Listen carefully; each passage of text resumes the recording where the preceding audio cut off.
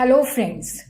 Now we are going to understand the redressal agencies under Consumer Protection Act 2019 as per the latest amendments 2021 में जो हुई थी। तो district consumer dispute redressal commission, जिसको हम district commission भी कह सकते हैं, जिसको स्टेट गवर्नमेंट जो है एस्टैब्लिश करती है by notification in each district. और यहाँ पे एक प्रेसिडेंट होता है और कम से कम 2 मेंबर्स होते हैं। उनमें से एक मेंबर का वुमेन होना ज़रूरी है। और जो प्रेसिडेंट होता है हु हैज़ बीन, या जो डिस्ट्रिक्ट जज बनने के काबिल होता है, उसी को ही प्रेसिडेंट बनाया जाता है।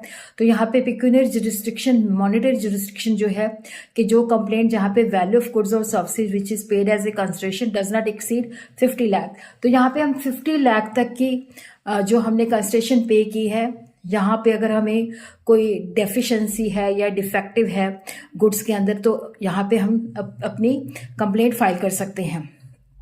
टेरिटोरियल जुरिस्डिक्शन जो है, जहाँ पे ऑपोजिट पार्टी रहती है या बिजनेस कैरी करती है, या यहाँ पे कंप्लेंट रिजाइड करता है, या वर्क्स फॉर गेन, या कोर्स ऑफ एक्शन जहाँ पे होता है।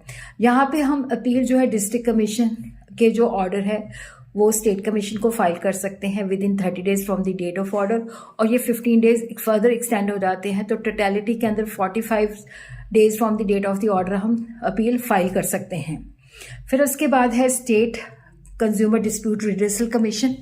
तो यहाँ पे जो है एक इसका प्रेसिडेंट होता है और कम से कम 4 अदर मेंबर्स होते हैं, जिनमें से एक का वुमेन होना असेंशियल है। और जिस पर्सन को प्रेसिडेंट लगाया जाता है that has to be who is or has been a judge of the high court। और इसकी जो मॉनिटरी jurisdiction है as per the latest rule 50 lakh से ज़्यादा, बट ये 2 करोड़ से ज़्यादा नहीं होनी चाहिए। और इसकी अपील जो है नेशनल कमीशन को विद इन 45 डेज हम डाल सकते हैं। और जब हम अपील डालते हैं तो appellant must deposit 50% of the amount order by the state commission before filing appeal. National commission जो है that is the apex forum, इसका भी एक प्रेसिडेंट होता है और एटलीस्ट 4 अदर मेंबर्स।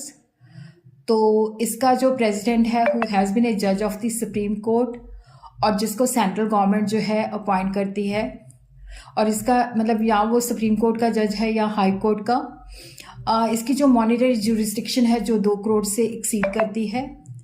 तो बेसिकली अगर हमें इसके अगेंस्ट हम भी इसके मतलब डिसीजन से सेटिस्फाइड नहीं है तो सुप्रीम कोर्ट को विद इन 45 डेज हम अपील फाइल कर सकते हैं, और 50% ऑफ द अमाउंट जो ऑर्डर किया है वो डिपॉजिट करवाना पड़ता है।